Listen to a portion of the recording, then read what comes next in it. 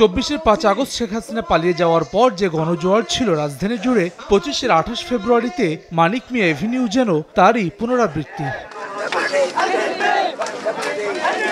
জুলাই আগস্টে স্বৈরাচারের চোখে চোখ রেখে লড়ে যাওয়া ছাত্র জনতার সরব উপস্থিতিতে কানায় কানায় পূর্ণ সংসদ ভবন এলাকা, মিছিল আর স্লোগানে প্রকম্পিত চারপাশ।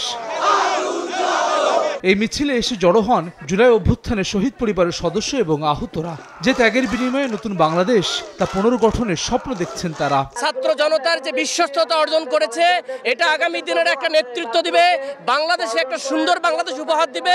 বাংলাদেশ নতুন পথে যাত্রা করতে চায় এবং নতুনভাবে জেগে উঠতে চায়, আর এই নতুনভাবে জেগে ওঠার জন্য তরুণদের অবশ্যই বাংলাদেশের হাল ধরতে হবে। রক্ত দিয়ে যারা অবরুদ্ধ স্বাধীনতাকে ফিরিয়ে দিয়েছেন জনতার হাতে, তাদের নেতৃত্বেই নতুন এই রাজনৈতিক দল। বিপ্লবীদের শপথ, স্বৈরতন্ত্রের কবর রচনা করে বাংলাদেশ হাঁটবে গণতন্ত্রের পথে। শুক্রবার বিকেল 4:30টায় শুরু হয় মূল অনুষ্ঠান। বিভাজনের রাজনীতি পরিহার করে ঐক্যবদ্ধ রাজনীতির শপথ নেন নেতারা। আমরা রাজনীতি করতে আসিনি ক্ষমতা দখলের জন্য, আমরা রাজনীতি করতে এসেছি জনগণের ক্ষমতা জনগণকে ফেরত দেবার জন্য। অভ্যুত্থানের মধ্য দিয়ে একটি রাজনৈতিক দল গঠনের যেই চেষ্টা করে যাচ্ছি, যেই আকাঙ্ক্ষা ধারণ করে যাচ্ছি, এই আকাঙ্ক্ষার কারণে মূলে আছে এই দেশের মাটির প্রতি আমাদের ওয়াদা। আমাদের যে কোনো একটি বিষয়ের পক্ষে বিপক্ষে কথা থাকবে, যুক্তি তর্ক থাকবে, কিন্তু দিন শেষে যেটা দেশের জন্য, দেশের মানুষের জন্য মঙ্গলকর, আমরা সবাই যেন সেটাতে ঐক্যবদ্ধ হতে পারি।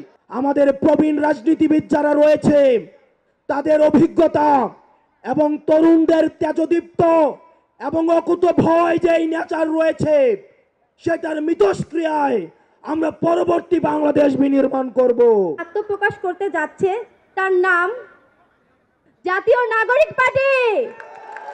এরপর নতুন দল জাতীয় নাগরিক পার্টির আহ্বায়ক হিসেবে নাহিদ ইসলাম এবং সদস্য সচিব হিসেবে আখতার হোসেনের নাম ঘোষণা করেন শহীদ ইসমাইল হোসেন রাব্বির বোন মিম। পরে আংশিক কমিটি ঘোষণা করেন সদস্য সচিব আখতার হোসেন। আহ্বায়ক হিসেবে দায়িত্ব পালন করছেন এক দফার ঘোষক নাহিদ ইসলাম। তথ্য উপদেষ্টার পদ ছেড়ে নতুন দলের দায়িত্ব নেয়া নাহিদ ইসলাম জানান, নতুন রাজনৈতিক বন্দোবস্ত চায় মানুষ।